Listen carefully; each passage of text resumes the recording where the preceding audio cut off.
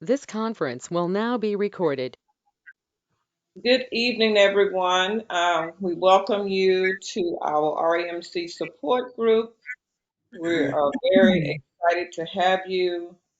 My name is Richie, and I am the founder and president of the Chris C.J. Johnson Foundation. As many of you may know, I'm getting feedback. Chris, is that you? Let me mute. Okay, let me. Is it your time to be the moderator? Or is it Andre? I honestly, I'm sorry. I'm on mute. I forget, but I can moderate. Okay. I think did you do it last year? I Okay. think I did it last week. I did last time. All right. Well, anyway, let me just go on. My name is Richie, and I am the president and founder of the Chris C.J. Johnson Foundation. Clarissa will pick up after this. This foundation was started in memory of my son, Chris, who passed away in September of 2012. So it'll be 11 years next month that he's passed away. And this is something that he wanted to do as far as creating awareness for renal medullary carcinoma. And Clarissa, you want to take it over? Yes, I'll take it over. Yes, hi, I'm Carissa. My husband had renal medullary carcinoma 6 months after we got married. He went through it with the cancer through 3.5 years, did like trials in New York City, a New York Presbyterian, and then like at MD Anderson. So, and he passed away during COVID, so it's been a couple of years. See, there's a lot of new faces today, so just wanted to go around the room and introduce ourselves. Nicola, do you want to start?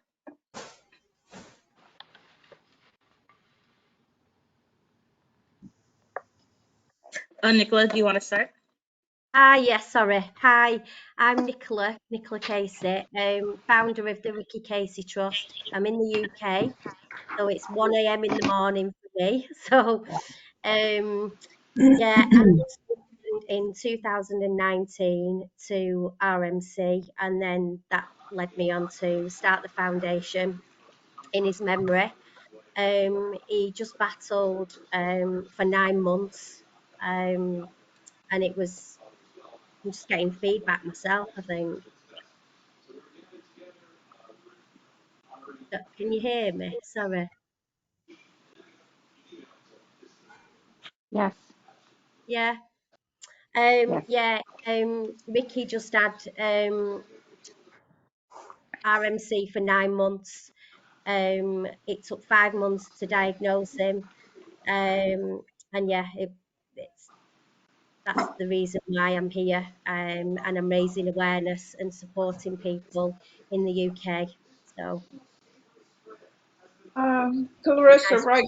I'm sorry, Nicola, and I hate to interrupt, but I forgot to mention Dr. Maisha Pasante is on the conference call. I don't know how much time she has, but I do know in the past we did have some questions as it relates to sickle cell trait. So if you have those questions, Dr. Pasante, are you there? Hi, yes, you could just say Dr. Maisha. That's good. That's good enough. Okay, so how much time do Thank you you. have? I have a little bit. I can listen a little to some of the stories, or if you want me to go ahead and answer any questions, I can do that. I can be flexible right now. Okay. Well, we would love for you to meet our group first. So if it looks like you're running short of time, just holler at us and then we can ask them to ask questions. Does that sound okay? That sounds great. Yeah, I would appreciate hearing the different stories. It will give me a little bit more focus and context. And we want to see your beautiful face, Dr. Maisha. Okay, I'm not in a good place, but let's see if I can get, uh, give me a second. I'm always doing 50,000 things just to try to get it all done. Give me Right. That's one why I second. wanted to make sure we were cognizant of your time. I appreciate it. Okay. All right, Let's Clarissa, I'm see. sorry. Go ahead. Okay, can you see me? Yes, Yes. we can see you Hi, now. everyone. Hello. Okay, nice to meet all of you. Ah, there you are. Hey. Ron, would you like to introduce yourself? Sure. My name is Ron West. Julia is my daughter. She's on. Um, let's see. I'm, I'm living in Detroit, Michigan. Julia's in Annapolis. So, so we got a little commute time between us, which is about 4.5 hours driving time. Um, what else would you like me to say?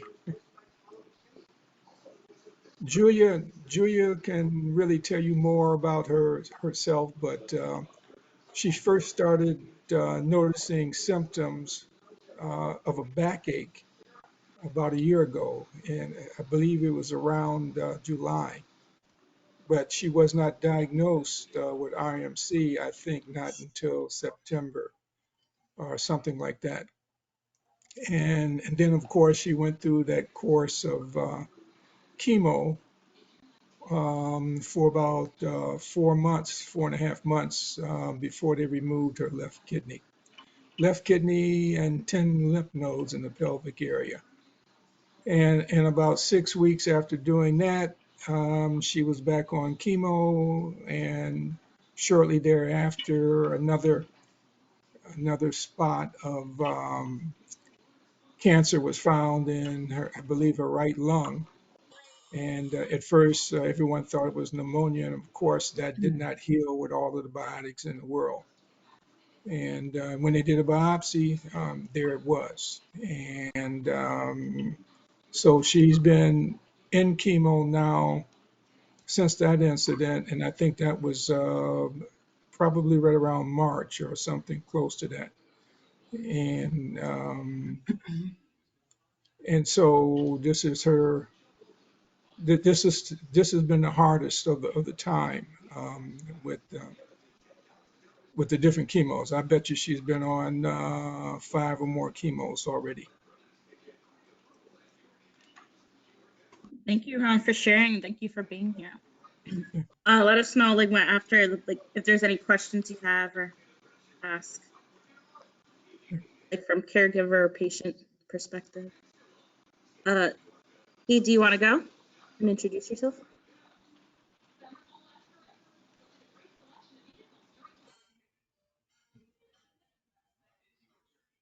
Lisa, your turn. Oh, me. Oh, sorry. Um, well, I'm here because my nephew passed away from RMC, and his mother is actually Marlene Kravitz, and she is my sister. So I will just piggyback on her story since she's hasn't been here. But I am here um, because I am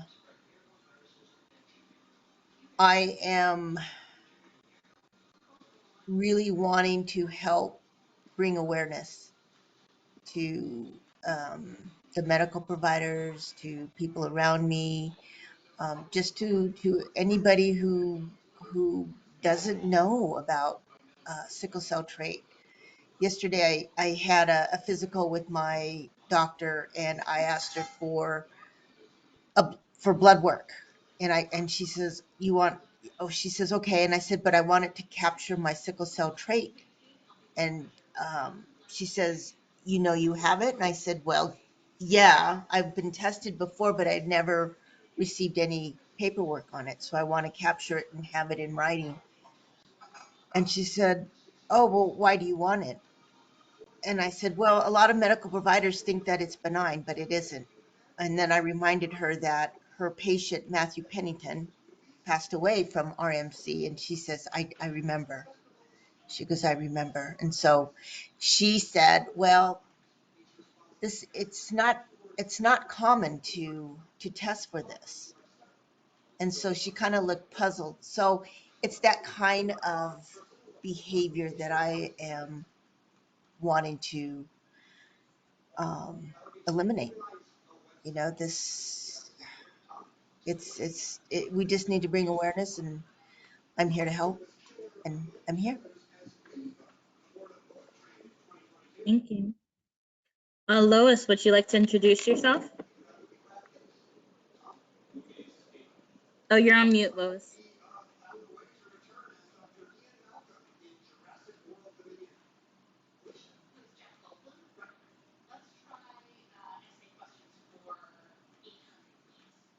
You're unmuted, but I still can't hear you.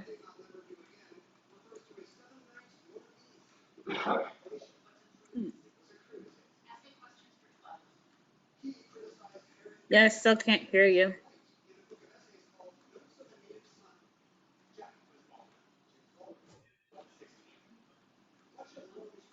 Still can't hear you. You may want to go to someone else, and if we come back, loop back around. Yeah, Lois, if you want to come, log off and join in, we'll come back to you. Now, do you hear me? Yes. Oh, now I hear you. Now I hear you. Now, do you hear me? Yes. Okay. There was some problem with the headphones. Anyway, so sorry for that. I'm Lois. I'm from Greece, and actually, my connection to RMC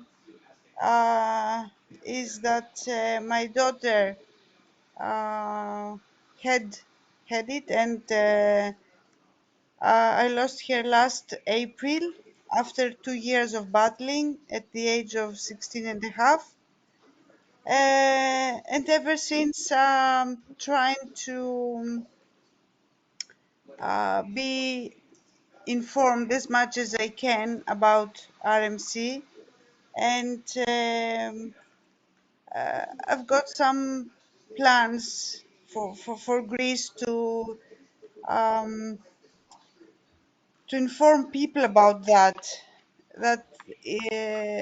sickle cell trait is not benign.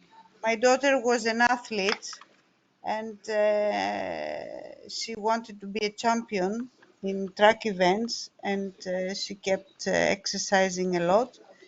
Of course, we didn't know the connection with the appearance of RMC, the intense exercise, and the problems that it might cause. My daughter was the first case, the first recorded case in Greece that had RMC. I've heard that there is one more case. I don't know, Richie might know more about that lady. Any news from that lady, Richie? Do we have? No.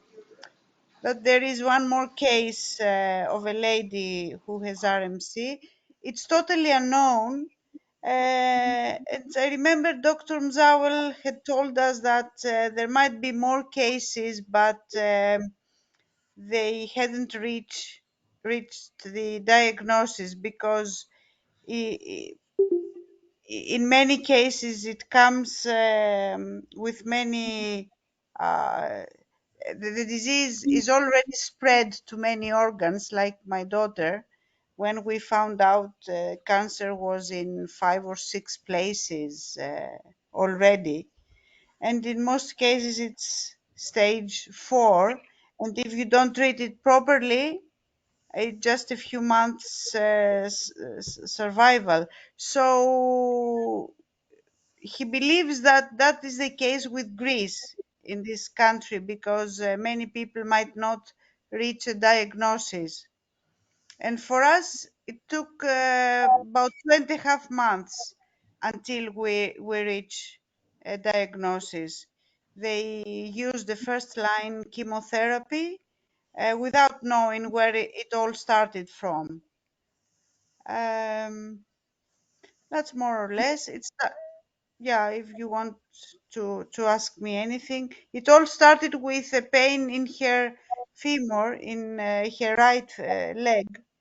Um, but as she was an athlete, nobody suspected something difficult.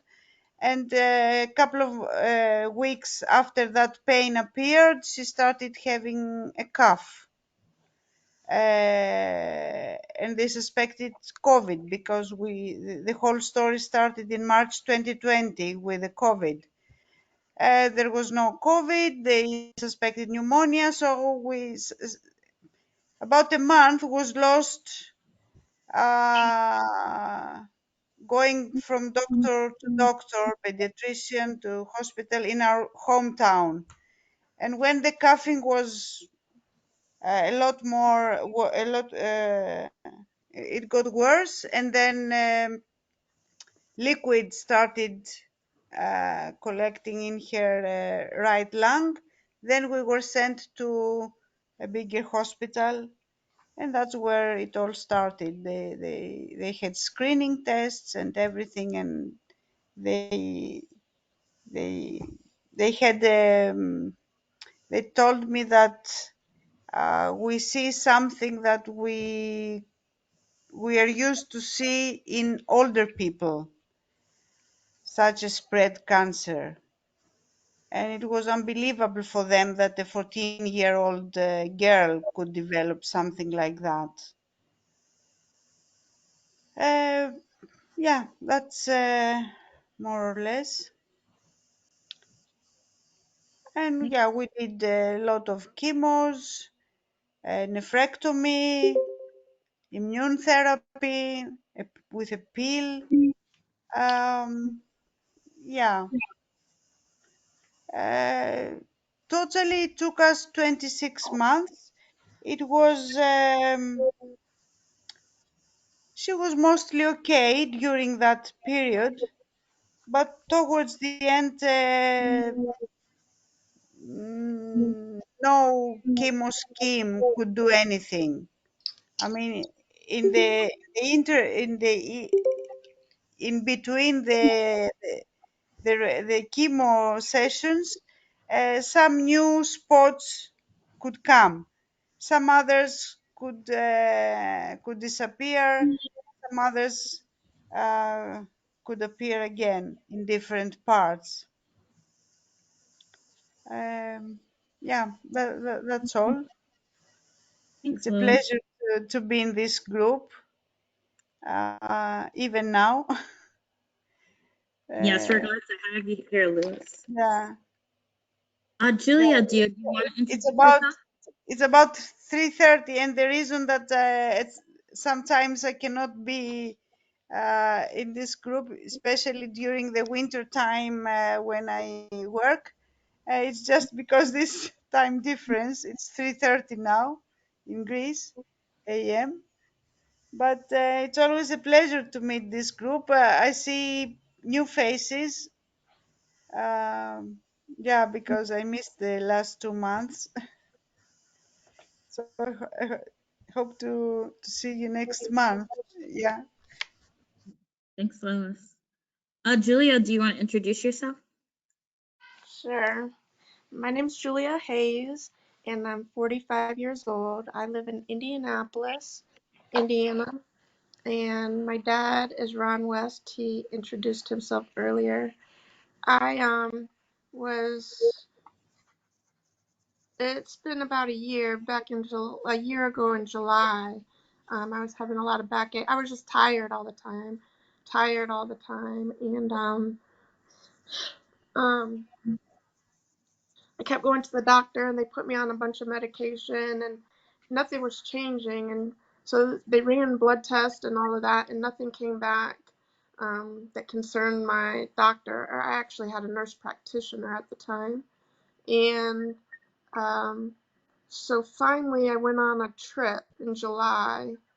And when I came back, I just I couldn't take the back pain anymore. So I went to urgent care. Which also had an ER room attached to it. And I thought I just had like a kidney infection and that they were going to, find a kidney infection and send me home with some antibiotics. Well, after everything was going really, really quick, and then all of a sudden everything just got quiet and there was no movement for a couple hours. So finally, I peeked my head out of the room to find out and make sure that they didn't forget about me. Um, that they didn't forget about me. And so when the doctors came back to the room, they came back and said that they had found a large mass kidney and um, that they thought that it appeared to be cancer. And so I really didn't understand or anything. So they told me that they were.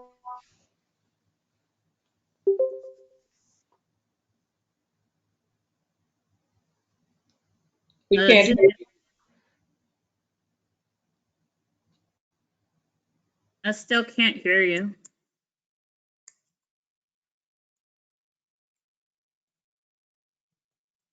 Can anybody hear me? We can hear you now. Oh, okay.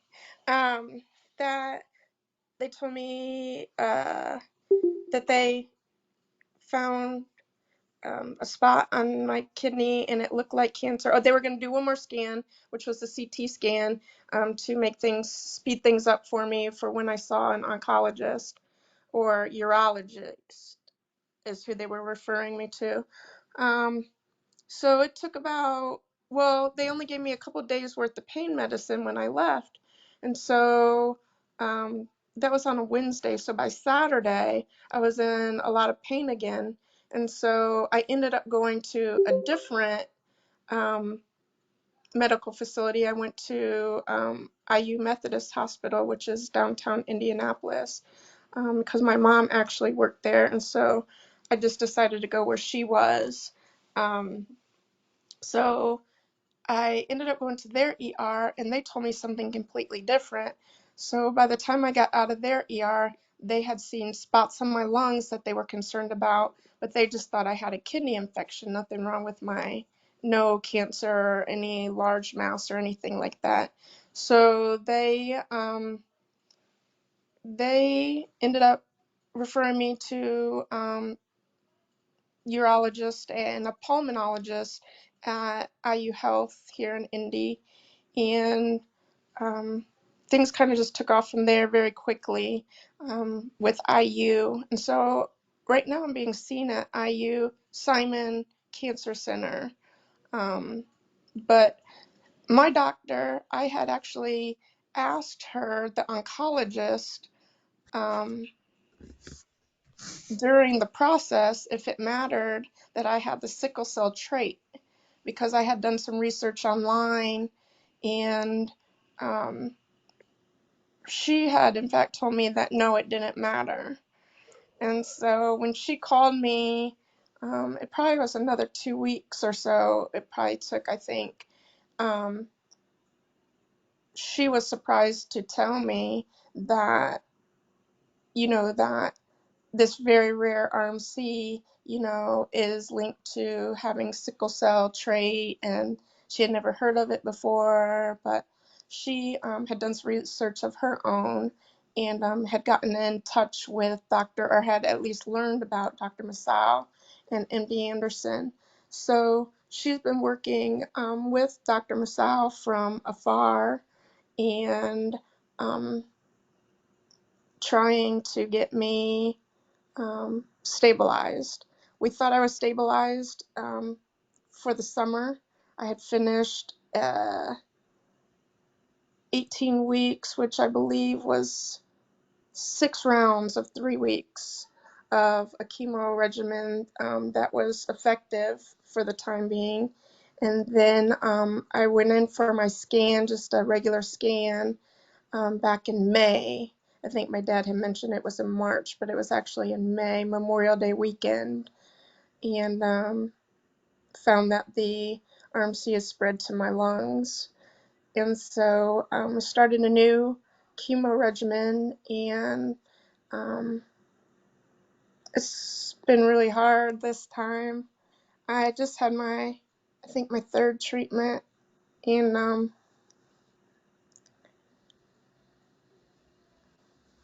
I have another scan on the day after tomorrow on Thursday. So we're just praying that the chemo that I have right now is effective and nothing's spreading, and that's about it. I appreciate you guys being on here, and I appreciate being part of this group. We appreciate you here being here too, We Julia. wish, we hope that you'll get very good results. Martina, do you want to go next and introduce yourself? Sure. Can everybody hear me? Yeah. Yeah, we can hear you. Okay. I'm Atina. I'm actually part of the inscription team.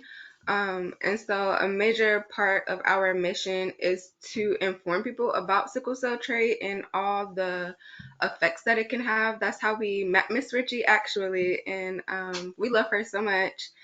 And so I'm just glad to be here. Hearing you guys' stories is really heartbreaking, and all my love and prayers is going to all of your healing. And yeah, I'm just glad to be here. So thank you. Thanks for being here, Martina. Thank you. Issa, do you want to go next? Yeah, sure.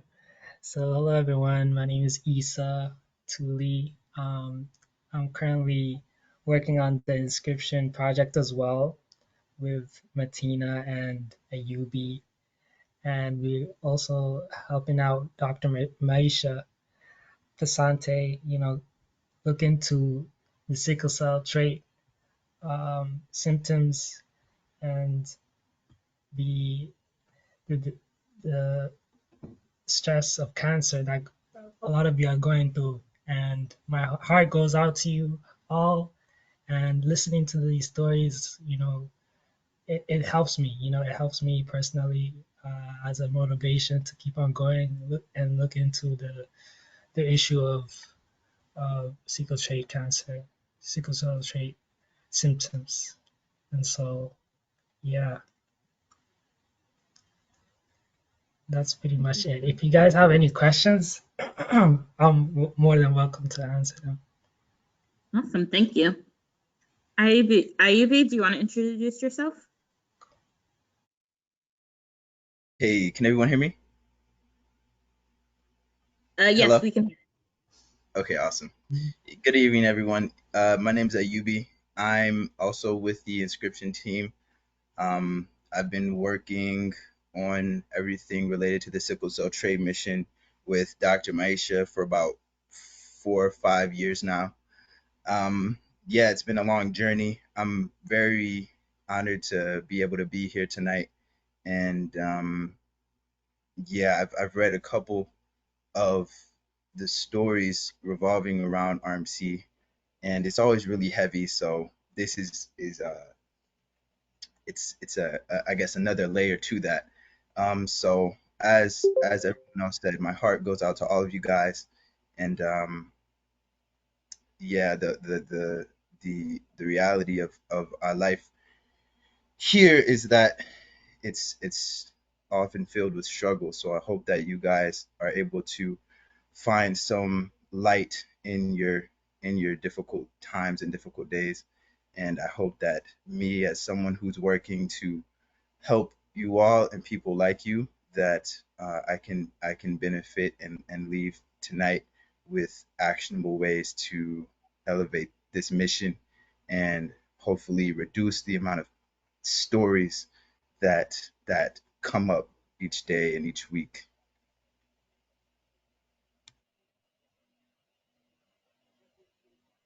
Thanks, Ayubi. Appreciate it. Marlene, do you want to introduce yourself? Hi, I'm Marlene Kravitz, and I lost my son Matthew to RMC 7 years ago. And to go back, to go from the end to the beginning. We lost him 7 weeks, 5 days after diagnosis. Um, my son is half Hispanic, half Japanese, actually a quarter Japanese. And so when he presented with um, very bloody and stinky urine, um, he was checked for all of the things that would normally come to mind, kidney infection, UTI, whatever. And when they found a mass on his kidney, he had a nephrectomy, and um, it took 2 weeks to get results from the pathology. And, they asked him, well, do you have any African American blood? And he said, no, not that I know of. But, my message to people is that it's not just this does not just affect African Americans. This affects many uh, people of many extractions of ethnicity. And Teresa and I, most of my family, after Matthew died, were tested for sickle cell trait. My mother, Teresa's children, um, me, we all tested positive for sickle cell trait. And as Teresa said before, it is not an asymptomatic condition. Um, the more I think about uh, things that I mm, am intolerant of, and things that I experienced as a younger person, I feel like it's all related to sickle cell trait. Um, of course, nobody's ever tested for that, at least when I was having children and in my day. No one was tested for that. I believe now when you have a baby, they test for it at birth. But so little is known of it, and it just seems it's a little bit painful to be on this phone call because uh, our time with Matthew at the end was it went by very quickly, and he was not really eligible for a lot of treatments. He had one chemo treatment, and that helped. We went to MD Anderson. By the time we got there, it was, he was horrible. He was in very bad condition. They admitted him and treated him for pneumonia. Um, it had spread to his lungs, and that's as far as I know. That's as far as it got that I know of. Um, He had another chemo treatment, which he had an anaphylactic reaction to. So it seemed like that was not working for him. Um, and then just the last few days of his life were very traumatic. Um, Sorry about the dog. He was. Uh, I feel grateful that we had a chance to say the things that we needed to say to each other at the end, but that's about all we had time to do. We didn't. Um, he just didn't have a lot of time, and uh, I guess I feel like he never stood a chance. By the time we found it, and it was so aggressive, he just didn't have a chance. So. Um, It has been 7 years. I don't think about it all the time because, guess what? It's painful. Um, but I do think that the medical community and the population in general needs to know about this condition because we are sickle cell trait carriers. That does not mean, oh, don't worry about it, you know. There just needs to be more awareness. And I guess that's why I'm here. You know, my prayer is that not another mother loses a child just to RMC. That's my prayer. Thank you, Marlene. Thank you for being here. And yeah, our like mission, and I'm glad you're here. And if you ever need to talk or, you know, just talk. Malik, would you like to introduce yourself?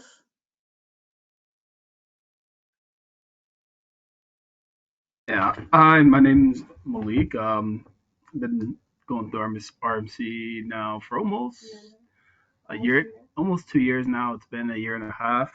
Um, I've gone through quite a bit of treatments. Now I think I'm on my fourth um, different type of treatment now.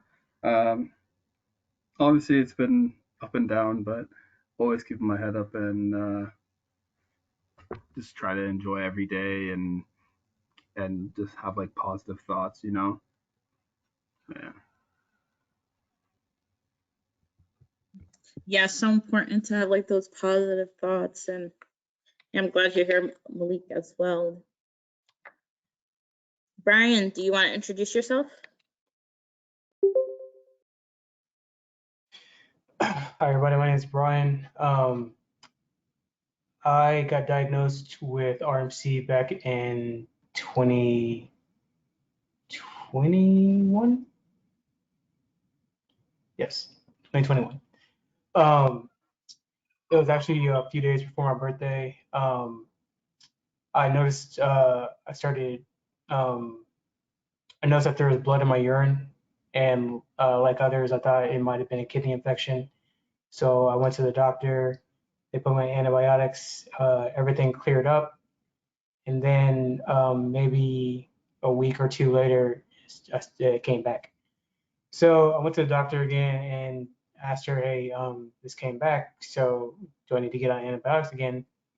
And she said, you should probably, get a scan. And I ended up getting a scan, and they ended up finding a mass on my left kidney. So they pretty much had a nephrectomy to get rid of that, because at that point the cancer had spread to my lymph nodes and to my kidney. So I went ahead and had a nephrectomy, had my kidney removed, and then they thought it was clear cell carcinoma.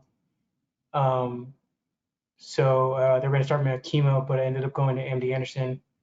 They ended up doing a biopsy after I had surgery on the tissue that they got from my surgery, and they later found out that it was RMC. I had no idea what RMC was.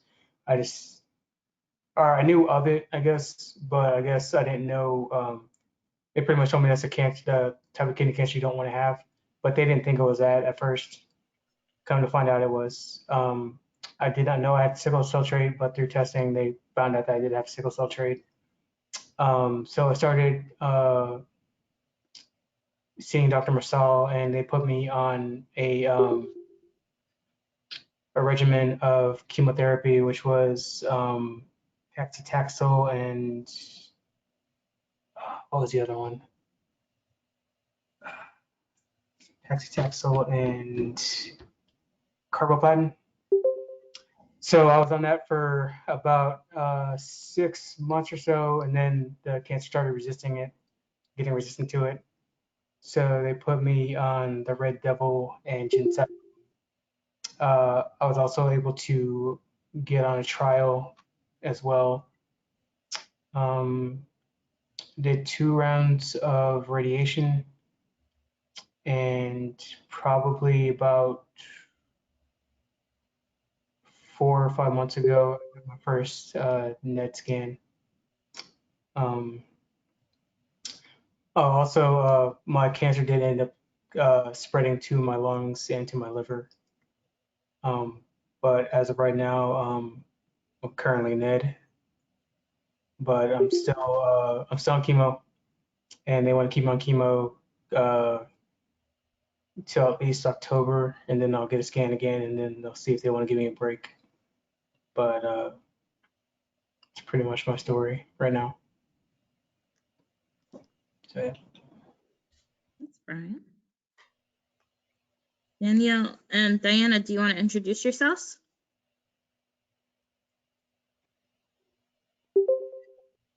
Hello, everyone. I am Diana, and here is Daniel. We live in Colombia, in South America. I have the sickle cell trait, and our son too. And our son was diagnosed with RMC.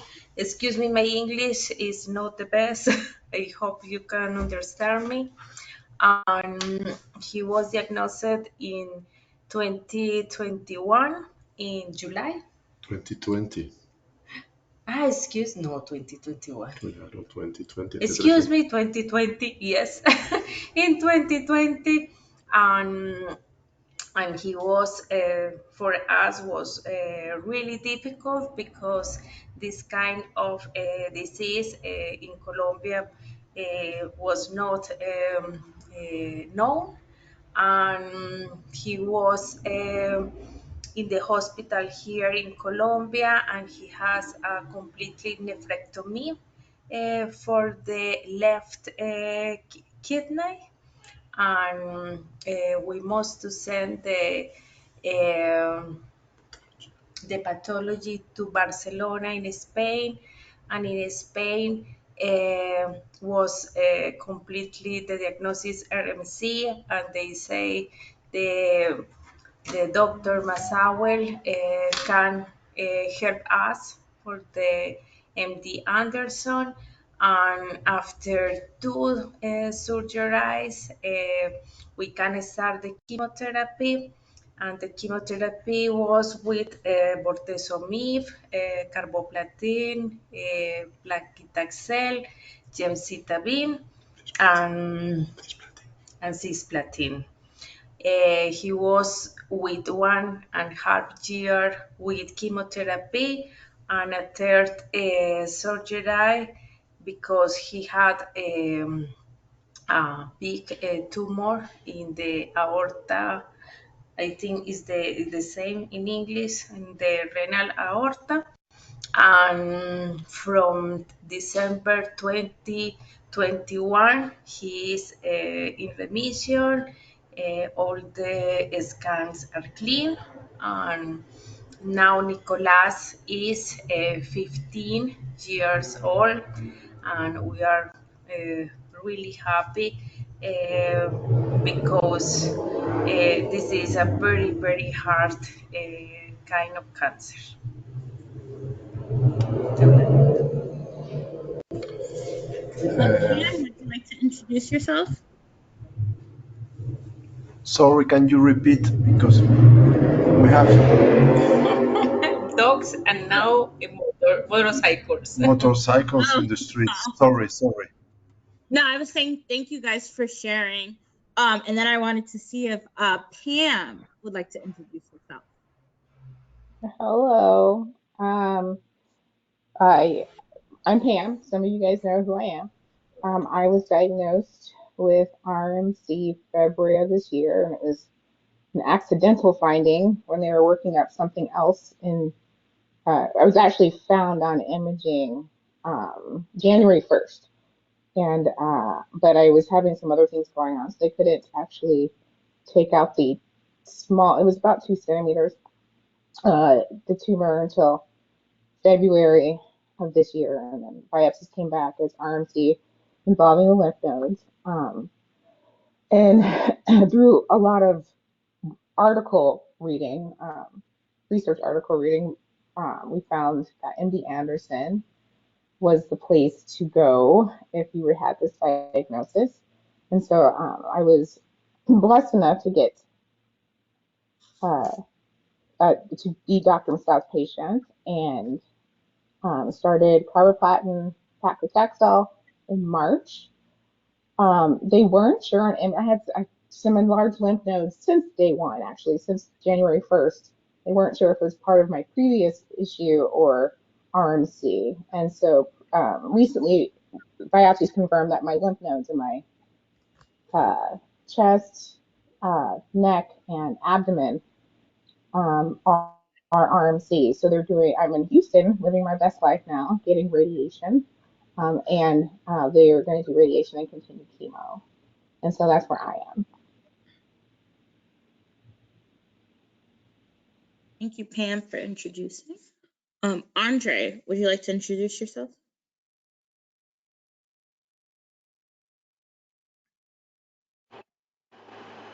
Yes, can everybody hear me?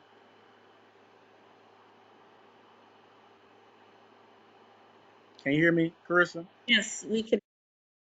Okay. Good evening. My name is Andre Sneed. I was diagnosed with RMC back in 2019, April 2019. I started presenting with symptoms back in December 2018. So, of course, they thought it was kidney infection, kidney stones, and stuff like that. So it took about 4 months for them to actually diagnose me with RMC. Um, then I had a right nephrectomy. I got my right kidney removed, and they gave me a prognosis of 4 months. That was 4 years ago. So I'm blessed to be in this group with y'all. Um, so after I got my right kidney removed, I uh, moved to Houston and under the care of Dr. Masal at MD Anderson. Um, Pretty much uh, tried all of the chemos. When one chemo stopped working, we tried something else, immunotherapy and also radiation. Um, but main thing is, kept a positive attitude and my faith always been strong. And I'm still here right now. So right now I get scans every 6 months. My first clear scan was October 2020, so going on 3 years of clear scans. Um, yeah, and I got a scan this coming up on Thursday, so I'll be in Houston. Looking forward to seeing some of you in Houston. Awesome. Thanks, Andre. Alexa, do you want to introduce yourself?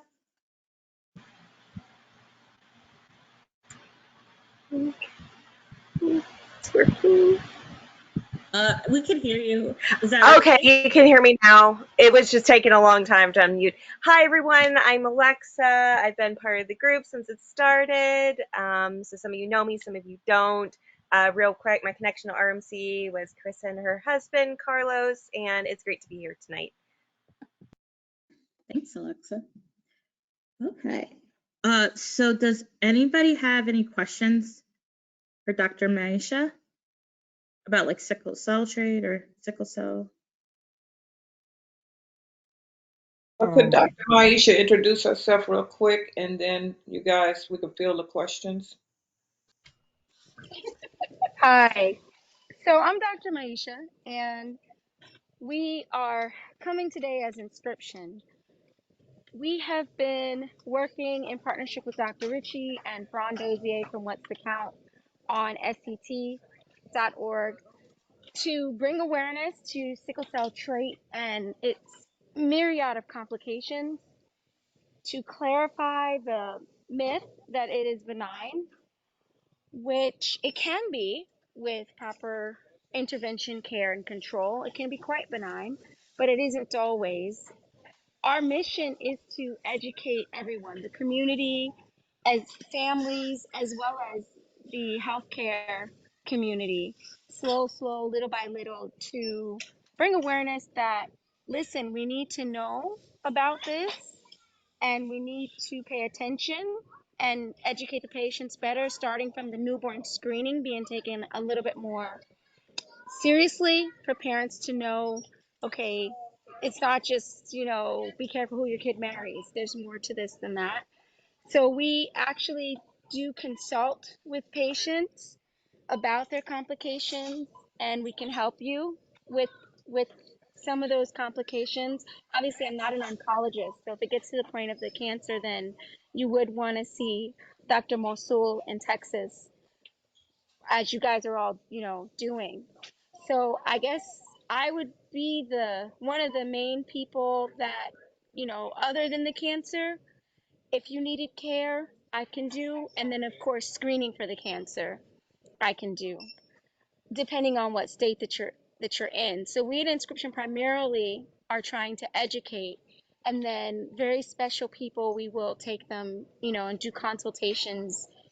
We have no issue ordering your labs, getting your genetics, ordering your imaging, if you're in one of the states that we can serve medically, which of course is limited by licensure. And we do have Texas, in fact. So whatever people need, you can let people know about us so that we can help and get the word out. That's what we're trying to do. Do you guys have any questions for me? Is there anything I can clarify or explain? Or everyone's been through so much. You guys have become experts on your health. You become experts on how sickle cell trait isn't benign. So you don't need me to explain that part, but do you ever question, why is it that trait carries a greater risk of this particular disease process called RMC, which is a subset of renal cell carcinoma, a much more aggressive, fulminant, deadly subset of renal cell carcinoma? Whatever you want to ask, I'm very honored to be among you, and I'm happy to answer. I have a Uh, question. Sorry, who else had it? Was that you, Lois? You had a question? yeah, Okay. yeah. Just wanted to ask Dr. Maisha, if there is any other risk factor for developing RMC apart from intense exercise, and are So all I question if it really is intense exercise per se. I think it's mm, just any repetitive sickle cell trait crisis events, or mm, sickle cell trait stress. mm, The reason I think it's so shocking in the athletes is you mm, can't blame it on anything else, and they're supposedly healthy, que ya son saludables y no deben tener ninguna enfermedad. Entonces, porque tiene este problema of having this type of a cancer, right? Like, how is this even occurring? So I think that that's why it's so shocking, and they'll say, well, it must be the intense exercise, because in other people they can potentially say it's something else. But I don't think that intense exercise is necessarily the only risk factor. I think mm, anything that causes you to repetitively experience trait crisis, mm, such as dehydration, such as mm, elevation, such as stress, such as improper diet with a lot of processed chemicals, etc., etc. So I think any of these things anything that causes you to have repetitive death of your renal pyramid in the medulla. So the part of your kidney that yeah. this cancer arises from is called the medulla. I think everybody here knows that. And this is the part of the kidney with the tiniest of blood vessels. And so in trait, you have a little bit more reserve, right? Because you do have some normal blood cells, but those tiny, tiny vessels are the ones that have the most difficulty recuperating from these events. So Mhm. I think that that's more so the issue. Yeah. Okay. Thank you. Dr. Maisha, one question came up before is if you have sickle cell trait, are you allowed to give blood? So the party line is that, oh yeah, you can give blood. I don't agree. It's a controversial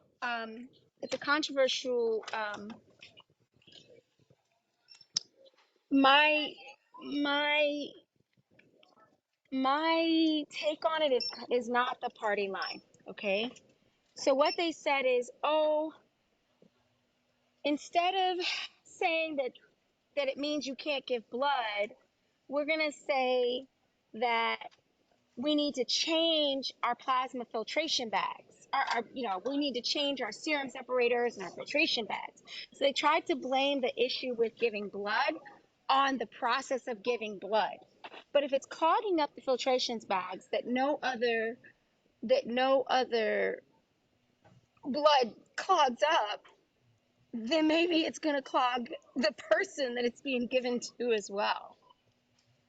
So that's my perspective on it. So I don't think we need to change the standard of the filtration bags. I think the issue is that no, we shouldn't. One, we need our blood. Our patients who have this, they need their blood. Like, they're already compromised.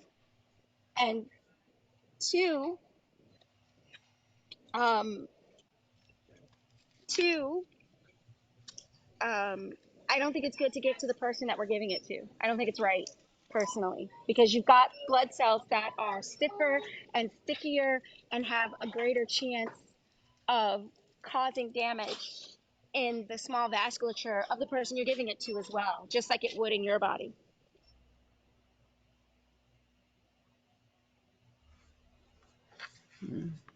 Are there any other questions for Dr. Maisha?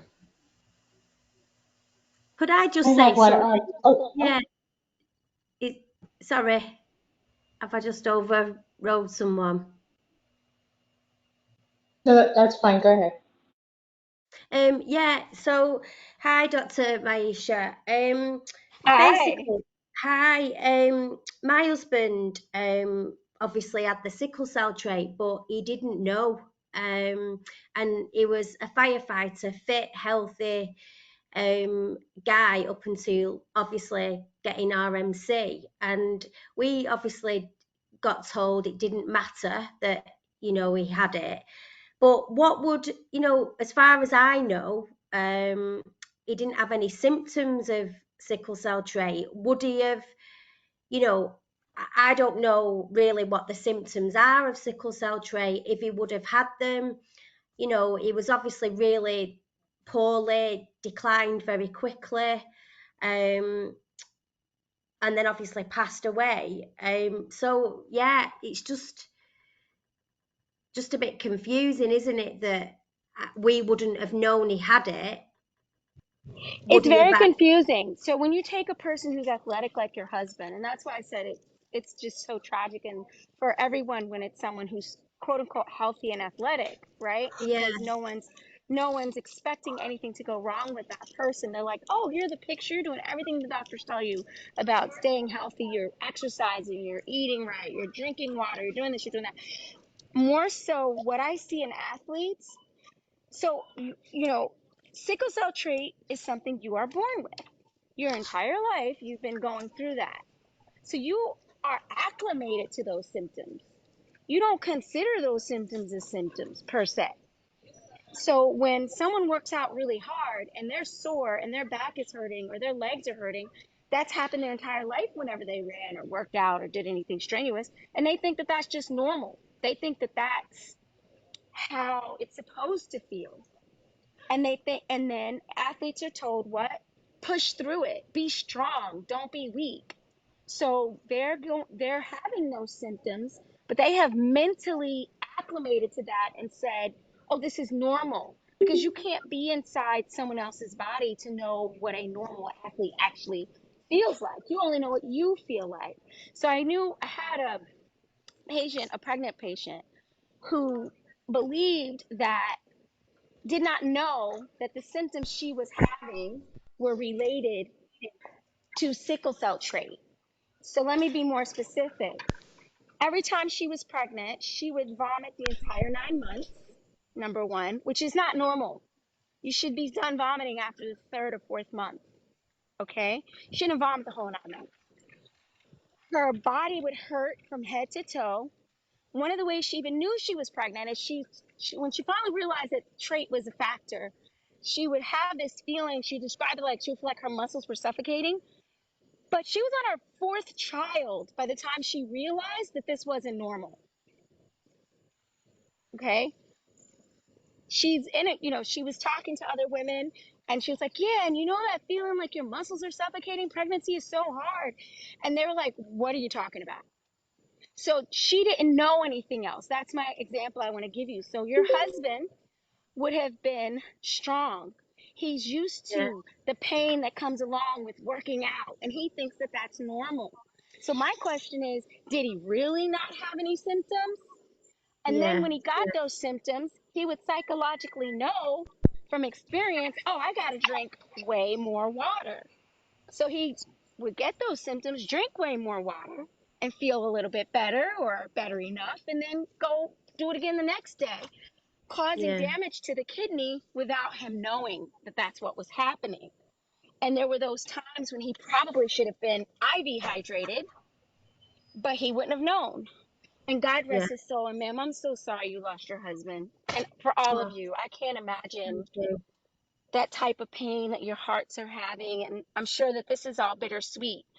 And I know I'm talking about this from a very medical perspective, but I just want you to know that my heart, like this is squeezing my heart very deeply as I listen and I process the things that you're saying. And I can hear where we and the medical community, didn't realize and didn't know that we needed to do something different for you. And I just want to apologize on behalf of all of us. We get about 5 minutes of training in sickle cell and sickle cell trait.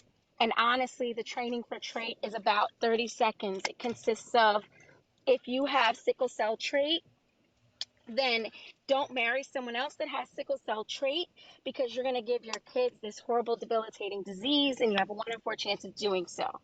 That is Mm, the extent of our sickle cell trait training in medical school and wow. residency. So this is why you guys have had these experiences. Your doctors really didn't know. And clearly, if they went through the trouble of getting you connected with Dr. Mosul and this and that, they care. People say, oh, the doctor's okay. We care. They care. Most people don't go through the process of becoming a doctor except that they care. I mean, obviously, there's going to be some bad doctors out there, but most of the time, they really do care. And it's really that's the training, that sickle cell trait is benign, that people only have a problem in very excessive stuff, right? Like, not normal athletic stuff, excessive. They have to be a super excessive athlete. They have to do, jump out of a plane, an unpressurized plane in the middle of the Alps, to have a problem. And as long as they don't do those things, they're fine. That's not true. And is this with any blood disorder that causes the blood to sickle? My There's different traits, understanding, isn't there? everything presents differently. The main one associated with the cancer is actually sickle cell trait. So this is a vowel to exchange. So it's a translocation of the genetics, whereas beta and alpha thalassemia are deletions in the genetics. So you have the change of the base pair, right? So you got the wrong base pair there, and it alters how the blood forms, versus the deletions, which can actually change the blood size.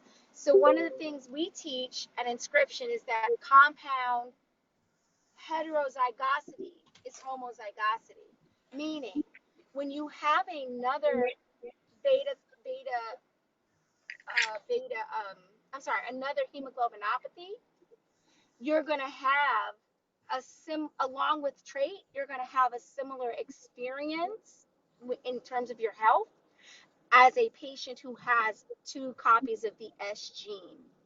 You're going to have a very similar experience. It might be slightly milder, and that's where the problem comes in, because your blood work won't reflect what your body is experiencing. Okay, thank you. You're welcome.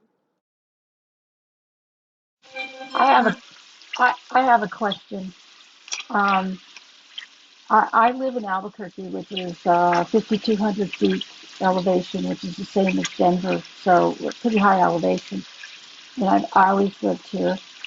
Um, uh, for someone who is born at that elevation and has sickle cell trait, is there any acclimation to it, or are you always going to have difficulty at high elevation? So I never say always, right? Like you said, I never say never. I never say always, and I never say never when it comes to anybody's health. I have seen so many strange things happen that I never say never. But your underlying question is, can you acclimate? You can absolutely acclimate. And that's one of the things we try to work with sickle cell trait patients on, the ability to make sure that they're doing things that will help them acclimate.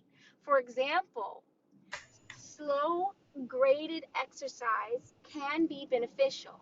You do a little bit and you build on it slowly, you can actually increase the diameter of your blood vessels and increase your ability to adapt. So, yes, being born at that elevation is an advantage over someone who wasn't born at that elevation and then comes to that elevation suddenly, right? At the same time, Albuquerque, last time I was there, it was like 120 degrees. So you've got heat and elevation, which are two factors that sickle cell trait does not like. However, again, if you were born under those conditions and you've always been under those conditions, you may still have symptoms, but not as many symptoms as someone who wasn't born under those conditions and then comes to there. Does that make sense? So you will acclimate, and you can, and that's why you can do things, and that's part of why the athletes seem okay. To some extent, they are acclimating, but then an event happens that is just too much, and it pushes them over the edge, and that's when you have the trait crisis and the sudden death. Or it seems like they're acclimating because physically they figured out how to manage the symptoms, but at the same time the damage is still happening on the microvascular level, and there's scarring occurring and changes occurring that basically what happens is when you have the repetitive insult, you knock out the tumor suppressor gene, and that's where you get the RMC. And so that's, it can go either way. But we have to live our lives, and we have to enjoy the lives that we were given. So you take your precautions and you keep going. You don't let it's not something that should stop you, but you do want to take it into account. So do you have symptoms over there in Albuquerque? I feel like I do. I am always drinking. I can't tolerate the heat very well. I did give blood for a number of years in the 80s, before a lot of you people were born. They fired me because my blood kept clogging up the filters. So they told me no more. Um, when I was young, I used to have a lot of, I call them leg aches, but it was more like, I don't know if it was muscle or if it felt like bone pain, but my legs would just ache. Um, Yep. Yes. Those are symptoms. Those are all symptoms. Yeah. hmm, Yeah, and you see somebody might have those leg aches, right? And they've always had them, or they started having them. So here's the problem. In sickle cell, around 2 is when patients usually start to get pretty sick, right? As soon as the fetal hemoglobin kind of drops off. So around 2 years old, they get really sick. With sickle cell trait, I noticed that patients usually have a change around 8 to 9 years old, but that's also when you're hitting your growth spurt. So you get mhm, told that it's growing pains, and then you're told it's growing pains until you're 50. And it's like, okay, how am I still having growing pains? So, you right. know, yes, those are symptoms. And I'm not sure how familiar people are with, if you have family members that have sickle cell, they have a lot of leg pain. It's one of the common places to have crisis because you'll have some of the smaller vessels over there. So they'll have bone pain And because the leg is slender, right? It's one of the most slender part of your body. So you don't know if it's in your muscles or in your bones. It is probably in both. And so, yes, that's a symptom. And not tolerating the heat, yeah, of course, because your blood is going to be stiffer and stickier and not deliver the oxygen as well. Oxygen dissociates more easily in a cooler temperature. So when you have trait, you have a constant battle between hot and cold because you need it to be slightly cooler so that the oxygen will dissociate more easily. But then again, the cold will make your blood in general more viscous. So you have to find kind of that sweet spot between hot and cold. And each person can kind of feel that for themselves. Generally speaking, whatever you did, you're going to feel it 2 days later. So if you're having pain today, think back in your head to the previous 48 hours. What did you do? And that's what triggered it. All right, Dr. Maisha, we really appreciate everything. We want to take the next 15 minutes to see if anyone has questions regarding their treatment. Want to ask Andre or Brian anything regarding their treatment or any other questions, of course. We want to entertain that at this time.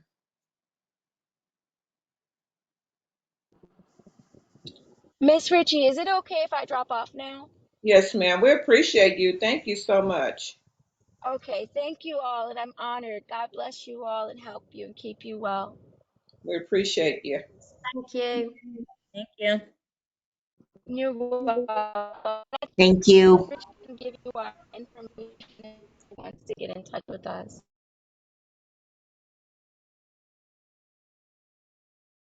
Okay, I think Lucy just joined the call. Lucy,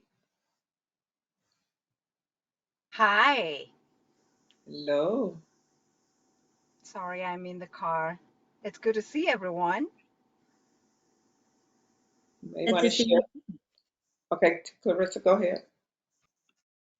Lucy, do you want to introduce yourself to the group? Yes, yes, I can do that. I am Lucy. I believe I have met most of you. I joined this call in support for my son Dylan, who is 15, almost 16. He got his diagnosis last year in May. Similar to most people, has lost his right kidney. He is on his 17th cycle of chemo. He just had his scans last month at MD. Everything looked promising and good, so we are super grateful for that. And his last chemo is scheduled for September the 1st. And then from there, it will just be observation. Lucy. Lucy or anybody else, does anybody have any questions right now or anything on their mind that they wanted to discuss?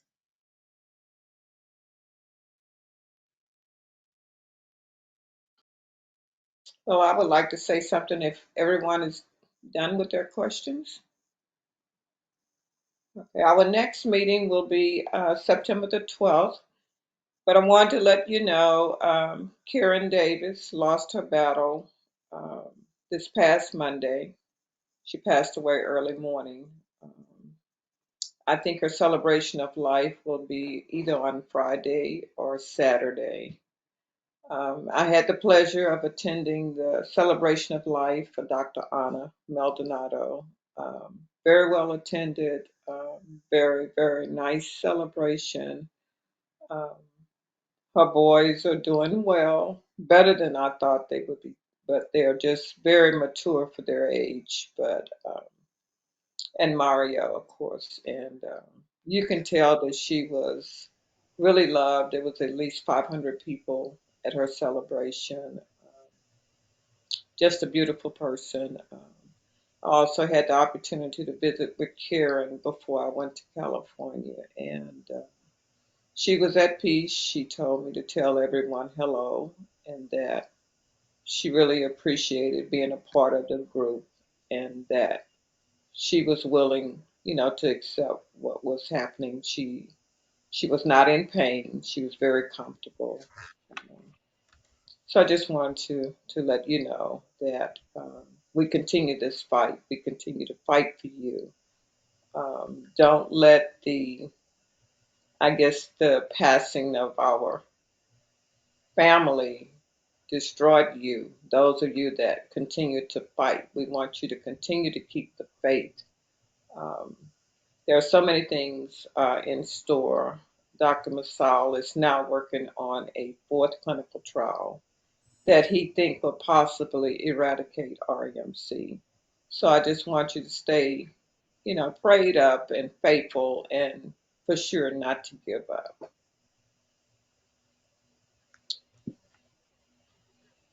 Anyone else have anything they want to say? Teresa, I thought I saw your hand go up before. Did you have anything? Has anybody heard of a child coming down with RMC who was not a trait carrier?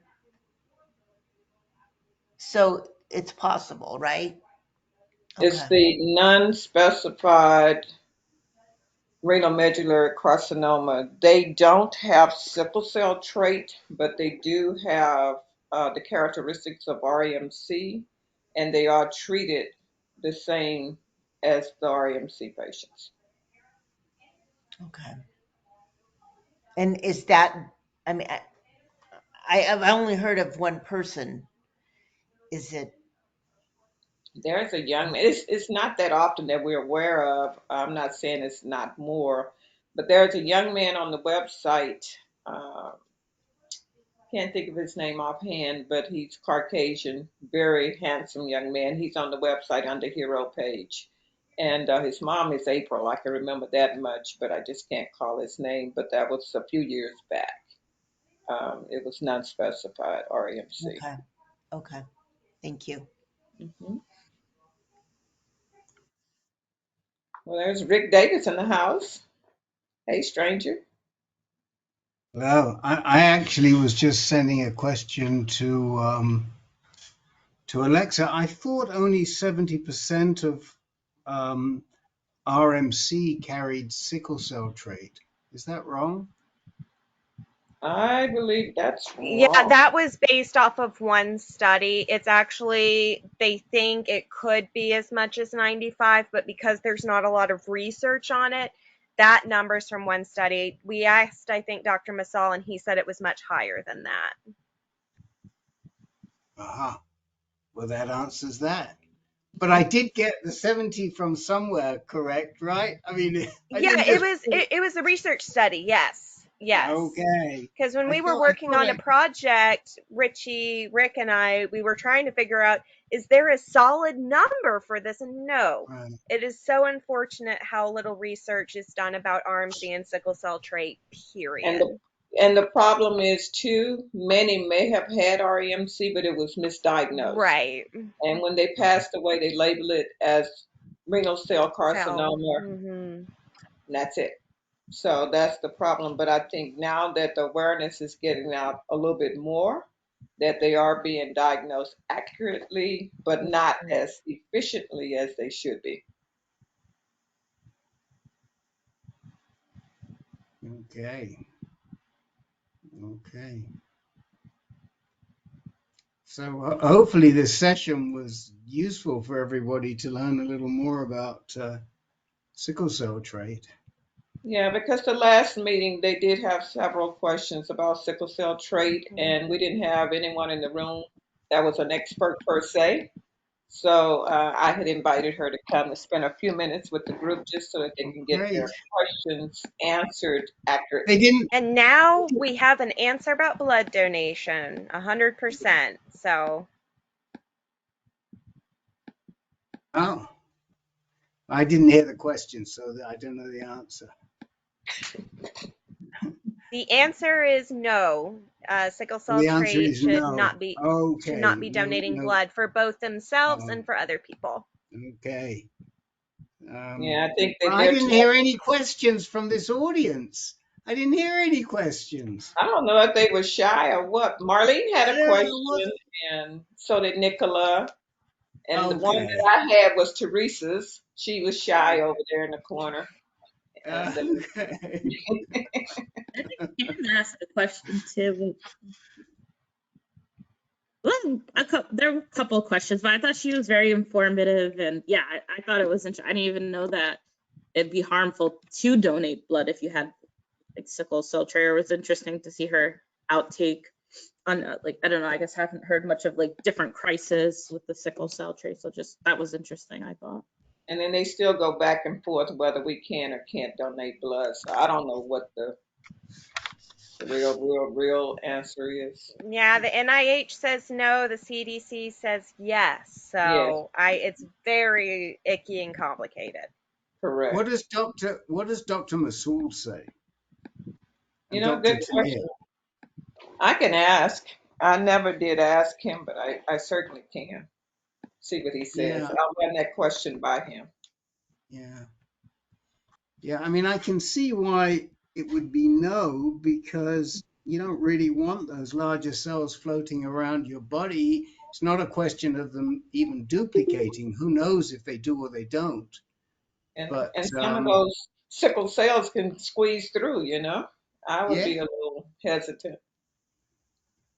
I think I'd heard that they can donate plasma, but lately, okay.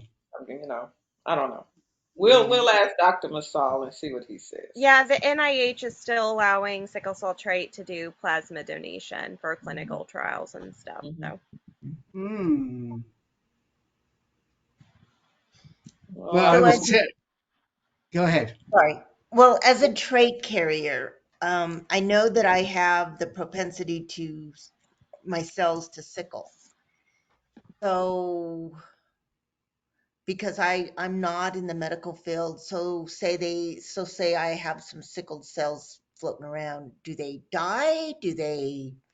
What happens to them? Do I have them forever? Do they build up, and do I just have like this big pot of sickle cells at the end of my life? Well, I see some of her team is still here. Can anybody ask that question? Answer that question? Yes, sickle cell. So two things. One, sickle cell trait, like you said, it's a mis it's misinformation that's spread that sickle cell trait does not cause sickling. Um, we featured in one of our courses that we just gave recently studies going far back as 95 showing people with sickle cell trait producing the exact same shape of blood cells as people with sickle cell anemia. So that's one. Two, sickled cell red blood cells die much faster than normal blood cells. Okay. Okay. Thank you. No problem. But how about how fast do they reproduce? They may die off quickly, but do they reproduce quickly? And do you have the same amount of sickle cells throughout your life? Do we have any idea about that? So I can answer the second question with more confidence, which is that the number of sickled cells you produce, it increases with any type of triggering event like Hmm. dehydration, intense exercise. As far as how quickly they reproduce, I need to go back and read up on what Dr. Basante explained in terms of the reproduction cycle. But Oh, okay. that's in our first. We have a 5 course series on sickle cell trait. That's in the first course. So I'll check that for Okay. you, and I can give that information to Miss Ritchie. Well, thank you, because I'm like thinking about T over there, and whether there are more sickle cells now than there were earlier on, or whether they're dying off, or you know. Right. So I guess Yeah. I was pretty lucky. Alexa knows that I had a dehydration, heat exhaustion, minor heat stroke incident a couple of week ago Sunday, and lost about 6 pints of blood in probably 3 hours. Well, 6 pints Wow. of liquid. I dropped over 6 pounds in 3 hours. So and my he needs to mention how fortunate he was that the was person who very found lucky. him was a physician assistant. Yeah, He was Wow. very fortunate. I was very lucky that there were people around, and I was thinking about you guys as crummy as I was, and I was like cramping every muscle, and I was not feeling good. I was thinking, well, this is what happens when your blood gets thick, and this RMC group was on my mind, and then I really felt crummy most of last week, although I got back to normal weight in about 2 days or 3 days. But yeah, that's what happens when you, and I didn't even think about it. And then one of our moderators and key volunteers, who's a doc, said to me, yeah, if you drop 6 pounds, you lost six pints of fluid. And so everything gets thick, and your kidneys have to work harder, and your heart has to work harder, which I realized at the time because I was breathing heavier and I just got done exercising hard. So the moral of this story Good is be lesson. very careful Yeah, when you're out in extreme heat. Don't exert eat. yourself Yeah, too hard and be drinking lots of water, sickle cell trait or not. That yeah, is the takeaway from Rick's field trip. yeah. No, I haven't even thought about it, but it's interesting because if you think about like wrestling, right? Too, that they're forced to lose like a lot of weight in a yes, short Yes. period of time. And Carlos used to wrestle, or for judo, had to lose certain amount of weight in a very short period of time. So it's just interesting. yes, What you Wow, guys yes. that's a great thought. If you repeatedly do that, it's continuously stressing your body, Carissa. Continuously stressing your body. T, do you live in a warm climate, or where do you live? I do. I live in Albuquerque, in the desert, Yeah, and this year has been extremely hot. yeah. But I've made it a practice to drink water all day long. Good for you. Yeah, the sun and I are not friends whatsoever, and so I avoid going out if I can. And I kind of recognize the signs when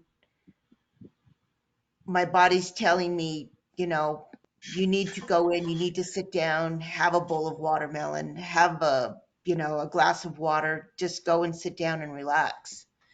So Yeah. I'm learning. My old age, I'm learning. Good. Yeah. Yeah. I'm not very good. I live in the desert too, and I'm not anywhere near as good as I should be at drinking water. Speaking of which, I'll take a drop right now. Oh, and I had the pleasure of meeting Dylan a couple, 2, 3 weeks ago. Dylan Lucy's left a call, but I met the entire family. Just, he's a beautiful young man, 15 years old, real lovable. So it was nice. Well, you guys, Clarissa is 8:32. So yeah, I was just going to say, can I go to bed now? Yeah, I've I got to think be up in a couple of hours. You yeah. can Nicola, go to bed.